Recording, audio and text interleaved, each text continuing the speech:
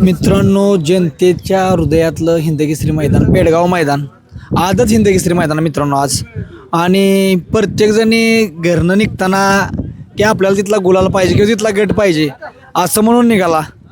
आणि बघा नशीब कुणाचं आहे की प्रत्येकाला वाटत असतं की बाबा मला गट तर निघावा, मला सेमी तर निघावा, मला फायनल काय वाटतं फायनल राहिलो बाद झालं. पण आज सर्जा हिंदकेसरी झाला मित्रांनो.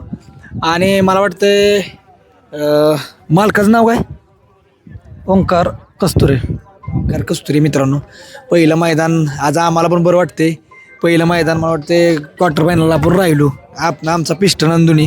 आणि आज आम्हाला असं वाटतं की बाबा आज हिंदकेसरी वासराला बरोबर आपण पाहिलं म्हणजे एक प्रकारे आमचा पिस्टन एक गुरु म्हणायला लागेल, कारण पिस्टनला पदवी चांगली भेटली.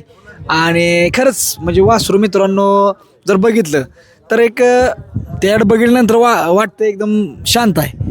पण मला वाटतं घरी शांत ना घरी शांत असते, पण मैदानावर आल्यावर तो दाखवून देतो त्याची. शक्यतो मला वाटतं की ते पळताना जेवढं धावतंय तेवढं असं म्हणजे मोकळ्यात नाही मोकळ्यात नाही दाखवत, इतर कुठं नाही दाखवत.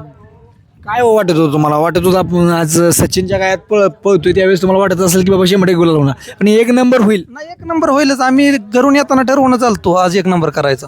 मित्रांनो इथं म्हणजे आजपर्यंत असं नाही झालं की बाबा म्हणून कोणाला एक नंबर नाही झाला, परंतु कुठेतरी म्हणायला लागलं एक शंकराचा नंदी म्हणजे एक तुम्हाला एक शक्ती म्हणायला लागेल एक. आणि आज एक नंबर झाला म्हणजे ठरवून एक नंबर केला. आज सोमवार आणखीन सगळ्यात महत्वाची गोष्ट सोमवार आहे. आणि आमच्या ग्रामदैवताच्या नावावर पळती श्री चक्रेश्वर प्रसन्न अमित भैया कस्तुरे. आज सोमवार, त्यात आज चक्रेश्वरांना मला आशीर्वाद दिल्यासारखं झालं. एक नंबर आज आमचा झाला. मित्रांनो घरच्या गाईचं वासरू सगळ्यात महत्वाची गोष्ट. घरणिकेचा राजा मित्रांनो, घरणिकेचा राजा घरच्या गाईचं वासरू आणि त्याने एक नंबर केला. ती एक खुशी वेगळी आहे. विकत घेऊन परत ही केल्यानंतर ती खुशी, विकत घेतल्यानंतर जी खुशी नाही भेटत ती घरच्या गाईच्या वासरानं एक नंबर केल्यानंतर जास्त. आज हिंदू धर्मात गायला एवढं महत्त्व आहे. त्याचं कारण मित्रांनो बघा, आज एक गाय आणि म्हणतात ना एक गाय काय करू शकते मित्रांनो. कुठून आणलेली गाय? कुठून आणलेली गाय? घरचीच होती गाय पहिल्यापासून. कुठनं घरचीच गाय? गाय म्हणजे हे गाय तशी एक 7-8 वर्षापूर्वी आमचे पाहुणे आहेत, त्यांच्यातून एक कालवड छोटी आणलेली, त्याची अशी वंशावळ पुढे आलेली. गाय काय करू शकते मित्रांनो? आज ह्या वस्त्राची किंमत मित्रांनो किती लाखात होईल तुम्ही आम्ही पण सांगू शकत नाही. कारण आज इथं एक नंबर करणं म्हणजे, आणि ते पण वस्त्राचा कलर बघितला की एक काजळी खिलार मित्रांनो. आणि जे खिलार वस्तू असते ही टिकून पळणारी जात आहे, आणि त्यामुळे ह्याची किती किंमत होईल ते आपण पण सांगता येत नाही. एक गाय किती कमवून देऊ शकते त्याला लिमिटच नाही. बैलगाड्या क्षेत्रात म्हणजे असं आहे की लिमिट नाही, किती कमवून देऊ शकते. आज टॉपच्या खरेदी आपण बघतोय सध्याच्या घडीला किती आहे, द्या कोटी-कोटीपर्यंत खरेद्या गेलेल्या आहेत. त्याच्यामुळं किती देईल ते पुढं काय सांगता येत नाही. आज याचं एक वैशिष्ट्य सांगतो. आम्ही जेव्हा पहिला फेरा काढायला गेलतो त्यावेळेस 80,000ला वासरू मागितलं होतं हे एका ड्रायव्हरांनी, आणि आम्ही 1 लाख म्हणत होतो. त्यात त्यांनी सौदा मोडला. त्यानंतर आम्ही ठरवलं की आपण पळवू. त्याचा आता तुम्ही अंदाज लावा की काय, आमच्यापेक्षा जाणकार तुम्हीच आहात. मित्रांनो अनेक वेळा वाटतं यायला खरंच आपण दिलं असतं 80-85 हजाराला तर बरं झालं असतं. त्यावेळेस त्यांनी मला वाटतं म्हणजे वाटतं, कारण त्यांना आम्हाला जसं आम्ही मैदानात नेलंय, आम्ही 17-18 मैदान केली, त्यात जवळजवळ 1 ते 2 मैदानच आम्ही मार खाल्लाय.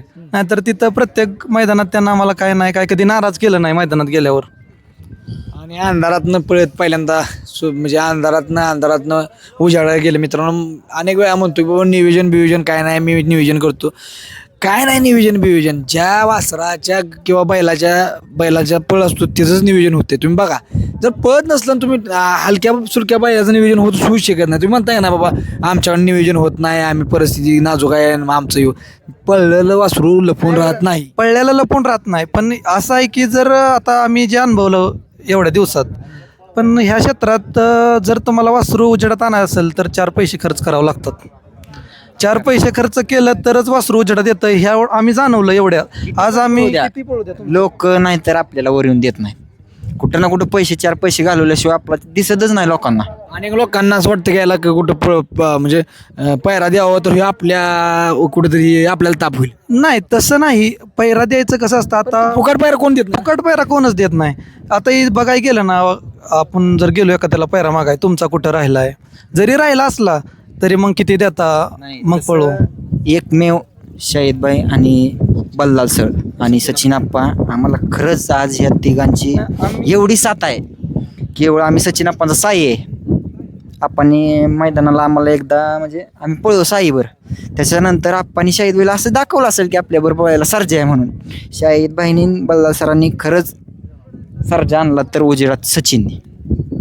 मित्रांनो सचिन आज शाहिद भाईला एवढं मोठं दिवस धावलं आणि सचिनच्या गायात जी पळलं मित्रांनो, म्हणजे असं आहे की सचिन असा एकमेव बैल आहे बैलगाडी क्षेत्रात. मी मित्रांनो म्हणतो की आदत असताना ती आदतला घेऊन पळला, म्हणजे आदत पळला लक्षात दोघं. आणि आदतला घेऊन किंवा शाना बैल म्हणलं तर सचिन, मी म्हणतो सगळ्यात शाना बैल तर सचिन 100%. आणि आम्हाला आज हिंद केसरी होण्यामागं आप्पांचा खूप मोठा वाटा आहे, सचिन आप्पा वावर यांचा. आणि की त्यांच्यामुळंच आम्ही आजपर्यंत, कारण शेवटी ते मोठे बैलगाडा मालक आहेत, त्यांची ओळख ही त्याच्यावर आम्हाला त्यांनी नियोजन लावून दिलं. ते म्हणजे ना ट्रॅकला लावलं तर आप्पानी, ट्रॅकवर आणलं तर आम्हाला आप्पानी. आणि मला वाटतं शाहिद भाई पण असं म्हणजे काय बघते, अनेक लोक पैशाकडे बघते ती, पण शाहिद भाई बैलाच्या पळाकडे बघतो. हे आम्हाला कळलं की पळच बघतील, बाकी काय नाही लागत. त्याचं म्हणणं काय माहिती आहे का, म्हणजे आता सर्व कुणाला पण बैल असू दे, जर एखाद्याचा बैल पळत असेल त्या माणसाला म्हणजे शाहिद भाई बैल देणार. बघत नसते तर आदत मध्ये 3-4 वेळा एक वेळा हिंद केसरी झालाच नसता ना मोठ्या मैदानात. फक्त म्हणजे इतर काय बघत असतं, पळ बघून बैल घालत नसतील तर 3-3 वेळा सचिन हिंद केसरी असंच होत नाही. पळ बघूनच त्याला नियोजन करूनच परफेक्ट ते वासरं घालतील. आता काल थोडं गणलं सचिनचं बॅड लक मित्रांनो काल, परंतु मालकाला एक काय म्हणते ते, काल शाहिद भाईला वाईट वाटलं असेल किंवा त्या टीमला वाईट वाटलं असेल, पण आज सचिननं सगळं मागचं पुढचं हिसाब बरोबर केला, पुसून टाकलं त्याचं. काल जी काय ते आता नशिबाची गोष्ट झाली, पण सचिनने पूर्ण काढून टाकला त्याचा आज. काय नाराज नाही गेले. नाराज नाही. आणि ज्या दिवशी आमचा पैर झाला त्या दिवशी शाहिद भाई म्हणले होते, तुम्हाला हिंद केसरी करणार, सर्जा करणार. जसं तुमच्या मागे केसरी झाला तसं सर्जाला हिंद केसरी करणार मी, आणि सर्जामुळं सचिन पण हिंद केसरी होणार. असे शब्द म्हणजे खरंच ते प्रामाणिकपणे दुसऱ्या नंदीला आपलं म्हणणारा माणूस आहे. 100%. तर मित्रांनो बघा, बैल वासरू मित्रांनो अजून मला वाटतं 8-10 महिने तर धात लावत नाही. आता किती वय किती आहे? सर्जाचं 20 महिने वय आहे. 20 महिने वय आहे, म्हणजे अजून एक 6 महिने तर दात 6-7 महिने लावत नाही. आता 24 महिने म्हणजे 2 वर्ष, अजून एक म्हणजे ते एक 2.5-3 वर्ष, 2.5 वर्ष तर दात लावत नाही ते, म्हणजे अजून एक 10 महिने दात लावत नाही. आणि असं म्हणजे एक त्याचं पण नशीब म्हणायला लागेल. आणि त्या गायचं म्हणजे गाय म्हणलं तर लक्ष्मीच्या पावलानं गाय आली. 100% लय मोठी लक्ष्मी आली म्हणायला लागलं आमच्या घरी. बरं, आता तुम्हाला किती जणांनी लोकांनी म्हणजे पैसे मागितले, वायदे मागितले, असं नाव सांगू नका. नाही, नावाचं तसं कोणच सांगणार नाही, पण बरेच म्हणजे 2-3 बैल आहेत आम्ही वायदे घालवलेले आहेत. वायदे घालू द्या, पण वायदे देतो म्हणलं तरी बैल दिलं नाही, असं काय माणसं. की बरेच आहेत. म्हणजे असा आम्ही गेलोच नाही सुद्धा की जे असं जाऊन वायदे. टॉपच्या बैलांकडे आपण शक्यतो 1-2 वेळेस गेलो, नाही तर बऱ्यापैकी सगळ्या खालच्याच पायरात. तुमचा बैल हिंद केसरी झाला वासरू, मला एका दिवशी मागितलं देणार का नाही मग आमच्या वासरा बैलाला? पहिला क्वार्टरचा गोलाल पिस्टननी केलाय, आणि तुमचाच बैल आहे ते.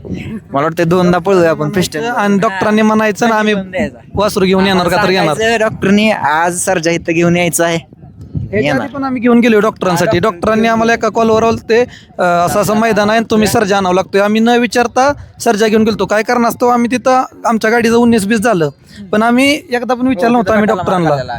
पण काय होत असलं विचारलं नव्हती कुठं काय डॉक्टरने, कारण आपला गुलाल पहिला तिथे झालता त्यांच्यामुळं लगेच गेलो. सुरुवात मित्रांनो एक म्हणजे ना पहिला गुलाल आमच्या बैलांना पिस्टननं दिला, आणि आम्हाला अभिमान वाटतो की बाबा खरंच म्हणजे एवढं मन म्हणजे भरून येतं ना. खरंच आम्ही बाबा आज हिंद केसरी लेवलच्या त्यावेळेस कोणाला माहिती आहे हिंद केसरी होणार आहे, पण अंधारातला बैल हिंद केसरी होऊ शकतो या आज आम्ही अंधारातल्या वासराबरोबर पळतो पहिल्यापासून. 100% डॉक्टरांचा आभार आहे त्याबद्दल. त्यांनी आम्हाला त्यावेळेस एका व्हिडिओवर बघून, सर्जाला आम्ही एका आमच्या गावातल्या बैल पोळ्याला नेलता, त्या करंटवर बघून डॉक्टरांनी बैल दिलता आम्हाला त्यावेळेस, की डॉक्टर म्हणले या घेऊन असं मैदान आहे, तिथं आम्ही क्वार्टरला राहिलो होतो. काय हो वासरांना आज तुमचं म्हणजे एक प्रकारे आश्रू आहे तुमच्या डोळ्यात, पण आनंद 100% खूप मोठा आनंद आहे. आम्ही आता असं म्हणायचं म्हणलं तर आम्ही दोघांनी आधी ठरवलं होतं की आपल्याला हिंद केसरी व्हायचंय. आणि हे मैदान म्हणजे सगळ्याचा अंदाज चुकवणारा अंदाज आहे, परंतु इंजिनिअरचं एक इंजिनिअरिंग केलंय बरं का. अंदाज तुम्ही कसं शिकला की बाबा काय नाही आपण एक नंबर करणार काय सचिनच्या गायात होता म्हणून? तसं काय नाही, कारण की सर्जात पहिल्यापासून पळ आहे आणि 7 सचिनला देतोय आणि सचिन सर्जाला देतोय म्हणजे काहीतरी घडवणार. दोन्ही पण असे ते पहिल्यांदाच पळली गाडी, नाही, ह्याच्या आधी एकदा पळले, जवळ पळले पण काहीतरी वेगळं घडवून दाखवलंय. पहिल्यांदा पळली तेव्हा किती चालतं? तिथं 5 नंबर केलता पण सेमीला लखनचा पराभव केलता. लखन होता, रॉकेट आणि सुंदर होता, त्याने आदल्याच मैदानाला 1 नंबर केलता. नंतर पलीकडे होता बहुतेक पिल्या टॉपच्या सीमेत लढती. टॉपच्या सेमीत टॉप म्हणजे ते फायनलच होता आमच्यासाठी. त्या फायनल तो सेमी म्हणजे फायनल आमची. आणि ते लखन मायकल म्हणजे ते काय आज माहिती होती ती कुठं होती बैल त्या काळी, त्यांचा पराभव केलता तिथं आम्ही. पहिल्यांदा पळेल तेव्हा सचिनांनी. मला वाटतं तिसरा फेरा म्हणजे वासराला त्यावेळेस जड तिसरा फेरा जास्त. कारण काय झालं होतं, आमच्याकडे सुट्टी मेकर नव्हता त्यावेळेस. सुट्टी मेकर नसल्यामुळं वासरू थोडं कमी सुटलं होतं. वासरू कमी सुटल्यामुळं थोडं, आणि वासराचं आपलं एक वैशिष्ट्य आहे, जर पलीकडच्या बैलाला तोंड काढून निघलं वासरू तर त्या बैलाला कधीच तोंड देणार नाही. निकालात घुसणार का तर घुसणार. चिवडी जर शेजारच्या बैलाला वाढवून टाकली, शेजारच्या बैलांनी किती निकालापर्यंत पळायचं, तोंड काढून देत नाही परत. आज आता तुम्ही बघा फायनलचा तिन्ही फेरे एकदा तोंड काढलं खालून तर निकाल. बाजूच्या डोळ्या पहिल्याला तोंड काढून देत नाही. बाजूची गाडी तर पास देतच नाही, काय जरी झालं तरी गाडी देत नाही. आता सचिन बरोबर कसं पाहायला बरं मला सांगा. सचिन बरोबर आजचं सचिन म्हणजे सचिन खाली एवढी गती लावतोय, खालचं सगळं मला वाटतं 75% रान तर सचिन काढून देतो. 100% सचिनला एवढा तळ आहे, पण त्यात आपला सर्जा टिकतोय. सचिन बरोबर टिकणं म्हणजे आयऱ्या घायचं काम नाही, परंतु सचिन शहाणा आहे. मी तर म्हणतो मित्रांनो, सगळ्यात शहाणा या बैलगाडी क्षेत्रातला सगळ्यात शहाणा बैल तर सचिन. आणि वासरांना म्हणजे एवढे पळलो का, गाडी अशी गती सचिन एवढी आमच्या कुठल्याच गाडीला लागली नाही. सचिन म्हणजे खालनं घेऊन जातोय तर बोलायचंच नाही, त्यांनी वासराला त्रास देणं असं करेल आणि तसं करेल, काहीच नाही तसलं डोक्यात घ्यायचंच नाही. वासरू खालनं निघल का, काय होईल का, ठेसकल का, एकदा गेला की गेला, सचिन घेऊनच जाणार त्याला. मित्रांनो भरपूर आता त्यांचा संबंध आहेतच. प्रत्येक वेळा घरी जाऊन पण मुलाखत घेऊ मित्रांनो. आता भरपूर दुसरे पण युट्यूबर आलेत, त्यांना बाईट घ्यायचे, परंतु वासरू एक नंबरातलं आणि कुठंतरी खरंच आज मिळवलं म्हणजे सगळं. आता घरचा काय येणार असेल सगळ्यात महत्त्वाची गोष्ट, घरचा काय वडील आहे तिथंच.